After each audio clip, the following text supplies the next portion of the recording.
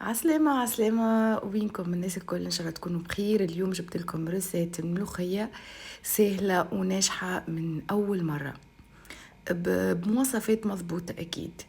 والله جيت ما شاء الله بنينة وحارة كما أنا نحبها. تابعوا معايا وشوفوا المقادير. أول حاجة باش نحط كما شفتوا فنجان زيت نباتي وشطر فنجان زيت زيتونة. ومن بعد عينا ميزانة مع الملوخية. بالنسبة للملوخية الكيل متاعها كل صحن عليه مغرفة كبيرة ملوخية.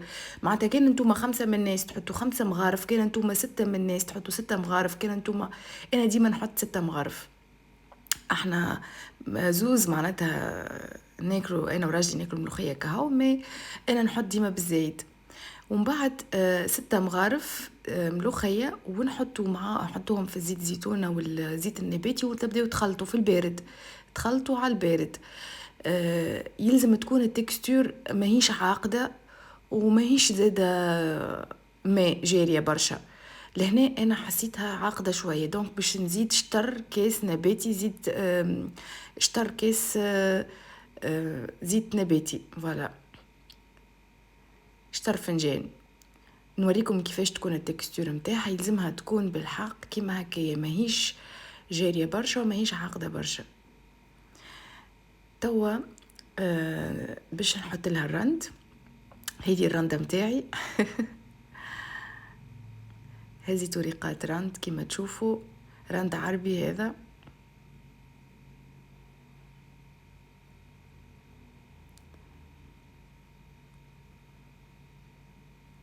نحطوا توا الرند متاعنا في الملوخيه ونحركوا، نشعلوا عليها النار ونحركوا. اكيد الماء يسخن في نفس الوقت.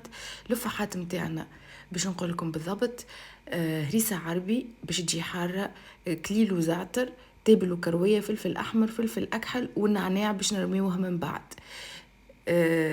فوالا، ما تزيدوش حتى حاجة أخرى. اللي يحب يزيد إضافات هذاك هو حر. اللحم البقري كما تشوفوا ناخذ ديما أنا الهبرة، وتحطوا لفحات هذوكم تخلطوا بالقدا بالقدا وتخليوه على شيرة يرتاح لطون اللي الملوخية قاعدة تطيب ساعتين. أنا نخليها من الأول تطيب من غير اللحم. 6 مغارف ملوخية عليهم إترتين ماء سخون يغلي.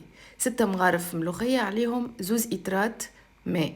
كما تشوفوا لهنا حطيت الماء متاعي بشويه بشويه. تشوفوا من الاول بكل تبدا تكعبر لكم معناتها وكل. ما تخافوش منها معناتها كيما تشوفوا كيما هكايا ما يصير لها حتى شيء. تكملوا تصبوا الماء الكل وتغطيوها تطيب، ما يصير لها حتى شيء.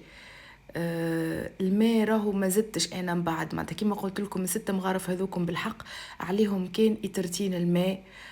خليتها 1.5 ساعة من الاول تطيب من غير اللحم، ومن بعد في 1.5 ساعة الثانية زدتها اللحم. كيما تشوفوا انا نحبها حارة شوية. هذا فلفل برا عبيد اما شايح يبيعوه عند لاتراك. حطيت جوست زيزغرينات صغار باش ما تجيكمش حارة برشا. المغرفة حطينا لها صحن باش ما تمسخلناش الدنيا. غطينا الملوخية متاعنا، وديما ردوا بالكم نقصوا عليها في الغاز باش ما تفيض لكمش. توا راس ثوم كامل باش نهرسو.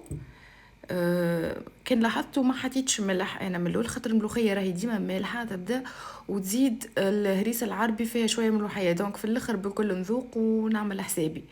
توا الملوخيه 1.5 ساعة عندها تغلي. كما تشوفوا نقص كميه الماء متاعها باش نحط لها اللحم البقري ونخليها تكمل تطيب.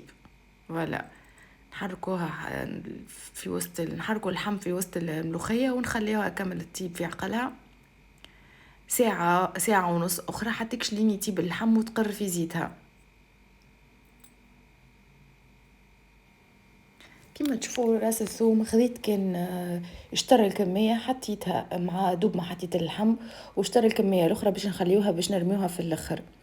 توا كما تشوفوا قاعدة تغلي في الآخر بالكل معناتها بديت هكا باش تطيب آخر نص ساعة كملت رميت لها النعناع شايح وكملت لها الثوم وخليتها تزيد تطيب في وزدتها زادة مغرفة صغيرة ملح، خاطر ديجا ماهيش ناقصة برشا ملح هي يعني.